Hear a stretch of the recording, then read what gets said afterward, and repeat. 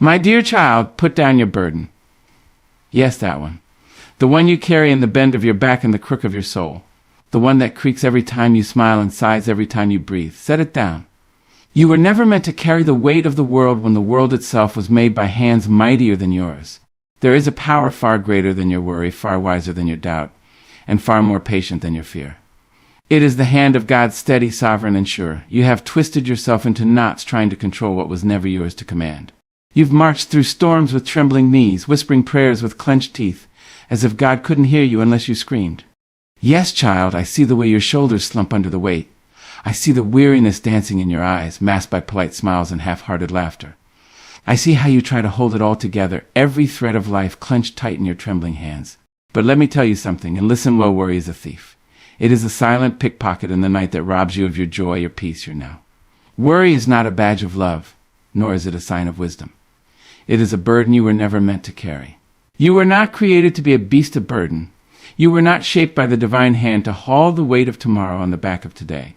And yet, here you are, hunched and hurting, anxious over things that have not come and may never be. Your worry is like a rocking chair always moving but going nowhere. It gives you something to do, but child, it robs you of life while pretending to keep you safe. There is a lie that has nestled itself in your spirit, whispering softly, if I worry enough, I'll be ready. If I prepare for the worst, it won't hurt as much. But don't you see, worry does not soften the blow. It only bruises the soul before anything even touches you. It is a rust that eats away at the bright metal of hope, a cloud that hides the sun even when the sky is blue. The world will tell you that being concerned, being on edge, is a sign of responsibility. But I say to you, it is not noble to live in fear of the future. It is not holy to tie your spirit in knots trying to foresee every outcome. That is not God's way. That is not your way. For the same God who gave the birds their wings and taught them to trust the wind, gave you a heart that beats with the rhythm of heaven. And heaven does not worry. You, child of glory, child of promise, were made to rise with the morning and lie down in peace. You were made to laugh with your mouth wide open, unafraid of what tomorrow holds. And yes, the storms may come. They always do. But no storm was ever calmed by the trembling of hands. No flood ever receded because of a furrowed brow. No mountain ever moved because someone sat at its base wringing their hands and biting their nails. Let me tell you what I've learned walking through the shadowed valleys and standing on sunlit hills. When you worry, you insult your own strength and belittle your Creator's plan. Worry says, I don't trust you. It says, I must fix what I didn't create. And darling, you can't fix what is not yours. You can't control winds you didn't stir. You cannot shape the stars into alignment by fretting in your sleep. Set it down. That thing you keep turning over in your mind, turning over like a stone in your palm, turn it over to God. Lay it at His feet. And if your hand reaches for it again, don't you be ashamed. Just lay it down again. And again. And again. There is grace in the letting go. There is power in saying, I can't, but God can. That's not weakness, baby, that's wisdom. You may not know what comes next, but you know who walks with you. You may not see the whole path, but you've got light for the next step. That is enough. Worry tries to trick you into thinking you must have the whole map before you begin, but God only gives you the lamp for your feet, not the lighthouse for the sea. I want you to remember something deep in your bones. You are not alone. You never were. Even when your knees hit the floor and your prayers felt like whispers lost in the wind, God heard them. He was there. When the job didn't come, when the healing didn't happen, when the answer was silence, He was still leading, still holding, still loving. So breathe. Just breathe. Deep and sure. Let the worry fall from your shoulders like an old coat you no longer need. Let it slip to the floor and walk away without apology. You don't have to carry it another day. This moment, this breath is your permission to release, to rest, to remember that you were made for more than fear. And if you ever forget, if you ever find your hands full of worry again, come back to this truth: you were never meant to carry what only God can hold. Now go on and walk like the child of light that you are. Oh, my sweet child, trust is a tall tree with roots that run deep into the earth and branches that stretch out toward heaven. And it does not grow in a day.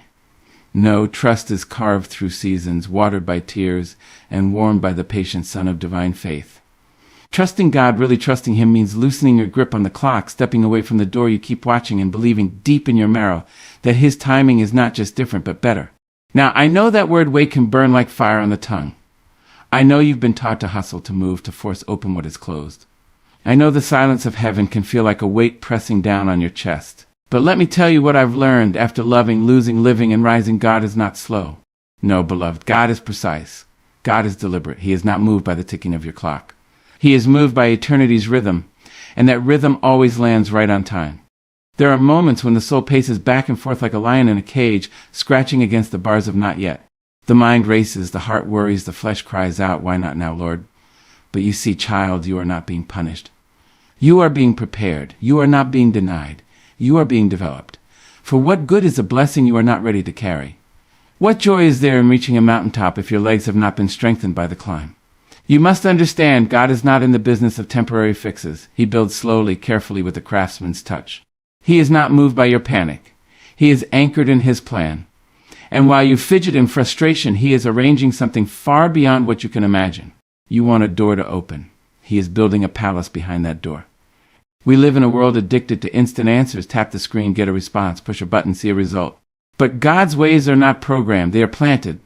And when you plant a seed, you don't dig it up every morning to see if it's growing. No, you trust the soil. You trust the rain.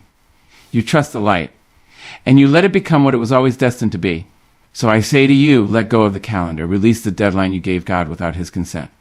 Your timeline is too small for a God who holds galaxies in his hands. The delay is not a detour. It is divine. That no you heard may be protecting you from 1,000 unseen disasters. That not now may be the hand of mercy keeping you from blooming before your roots are ready. I've seen people get what they asked for before their spirit was strong enough to hold it and watch it crumble like dry clay in their hands. So when God holds something back, don't you dare think he's forgotten you. No, baby. He's preserving you. He's positioning you. And when it is your time, nothing can stop it. Not people, not plans, not the enemy himself. Let your trust rise above your worry. Let it sing over your fear. Let it dance through your waiting. Say to yourself every morning, I may not know the way, but I know the one who leads. Say it when your bed feels empty. Say it when your bank account is low. Say it when your phone is silent and your dreams feel far. Say it like a song. Say it like a sword. Say it until your bones believe it. Because, child, the God who carved rivers from rock and raised life from dust is the same God guiding your steps. He sees you. Every tear, every doubt, every whispered prayer in the middle of the night, he hears them. And not one of them goes unanswered, not one. And when the moment does come when what you've prayed for walks through the door, when the breakthrough bursts forth like dawn, oh, how you will know. You will see why it had to take this long. You will feel how much stronger you've become in the waiting.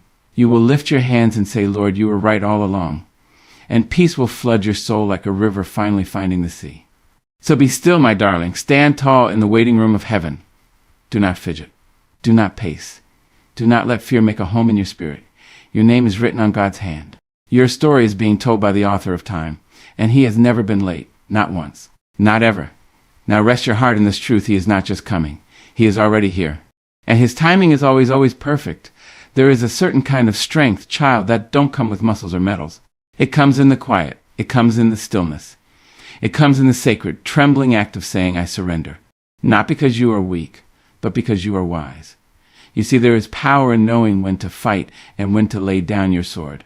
And, oh, what a mighty thing it is to lay your burdens before God and say, this is too much for me. I trust you to carry it. You've been holding on so tightly, love, clutching control like it's your last breath. Trying to arrange, fix, pull the strings of heaven with your bare hands. But baby, don't you know that freedom does not live in the hands that clench, it lives in the hands that open. You have confused carrying it all with being strong. But even the tallest tree must bend to the wind. Even the ocean, mighty and wild, must obey the moon. So why do you believe that you must never bow, never break, never bend? Why do you believe that your strength is measured by how much you endure alone? There is no shame in surrender. There is no failure in saying, God, I need you. In fact, there is honor in it. There is holy fire in the soul that chooses to kneel.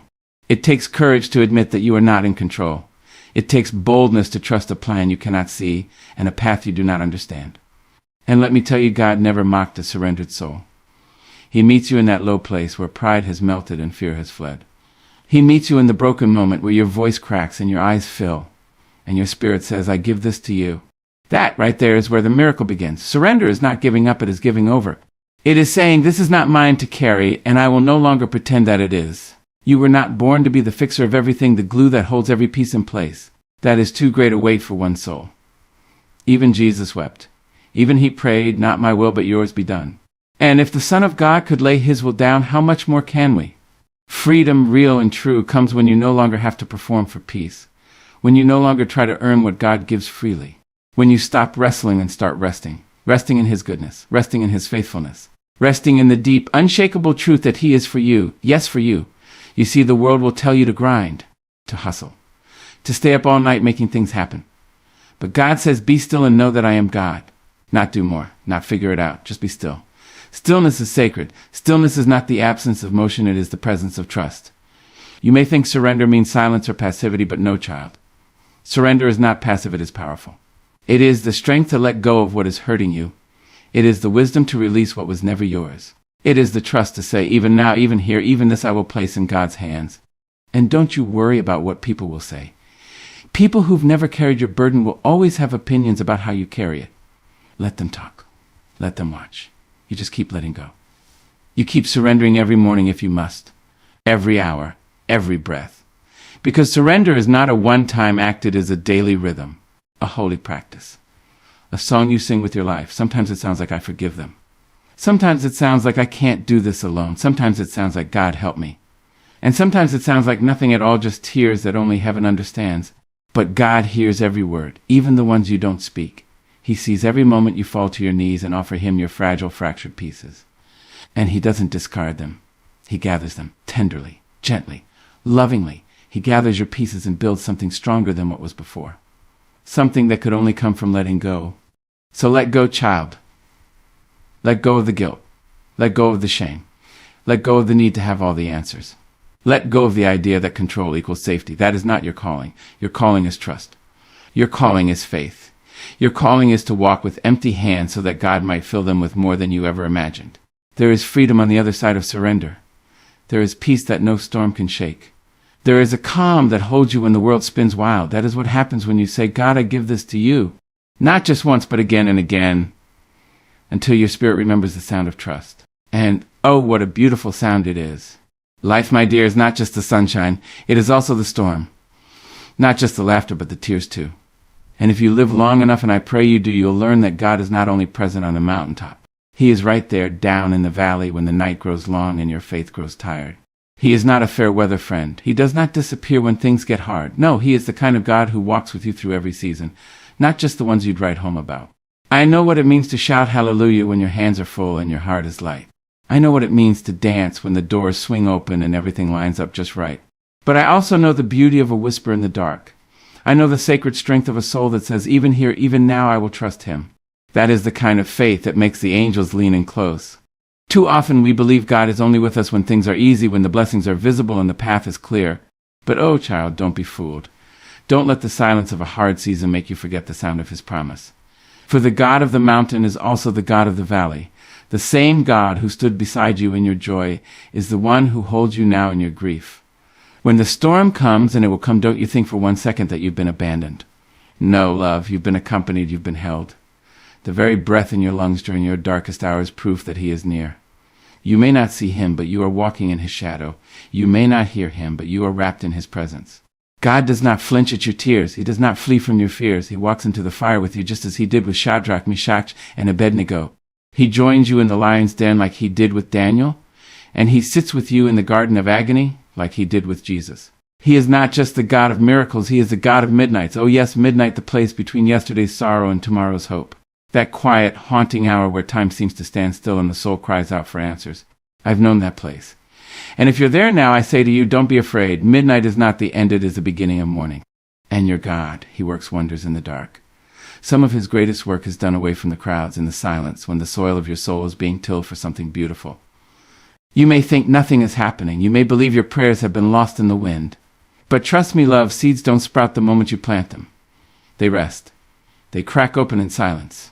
They push against the dirt and strain toward the light. Just because you don't see movement doesn't mean God is not moving. And how do I know he's moving? Because you are still here. You are still breathing. Your heart is still beating a rhythm that says there's more ahead. And that rhythm, child, that rhythm is divine. It's holy. It's a sign that God is not finished with you yet.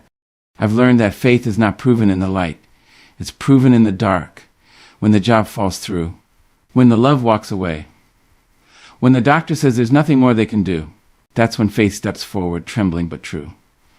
That's when your soul learns to say, even if he doesn't fix this the way I want, I will still trust that he knows better than I do. God leads us through seasons we do not understand to build strength we did not know we had. He allows pain to carve out places in our heart where compassion can live. He permits loss so that grace might find a place to grow. These seasons don't come to break us, they come to shape us. You are being shaped, my dear, formed like clay in the potter's hands. And while the shaping may hurt, while the spinning wheel of life may dizzy you, do not forget whose hands hold you. His touch is steady, his design is divine. He sees what you will become even when all you see are the pieces. So walk through your season with your head held high, even if your knees shake. Lift your face to the heavens, even if tears blur your vision. And whisper if you can't shout, God is still leading me. He is leading you through this storm, through this silence, through this valley. And when you reach the other side, and you will look back and see not one step where you were alone. For every footprint in your journey, there was another beside it. Or perhaps it was not beside you at all. Perhaps it was beneath you, carrying you when you could no longer carry yourself. Yes, God leads in every season, not just the good ones. And because of that, you, beloved, will never be lost. You know, baby, there's a peace that don't make no sense to the world. A calm that don't come from money in the bank or people patting you on the back. It's not the kind of peace that waits for everything to be perfect before it settles in. No, this kind of peace, God's peace, shows up right in the middle of the mess. It sits down in the rubble, crosses its legs, and says, "We gon' be all right." Now, I know what the world will tell you. It'll say you have to earn your rest. It'll whisper that peace is something you find at the end of the road, after the battle is over and the bills are paid and the children are grown. But that's a lie, sugar. That's a lie dressed up in logic. The truth, the real, holy, blood-bought truth is that God gives peace now. Right now, not after the storm, but in it, not after the fire, but through it.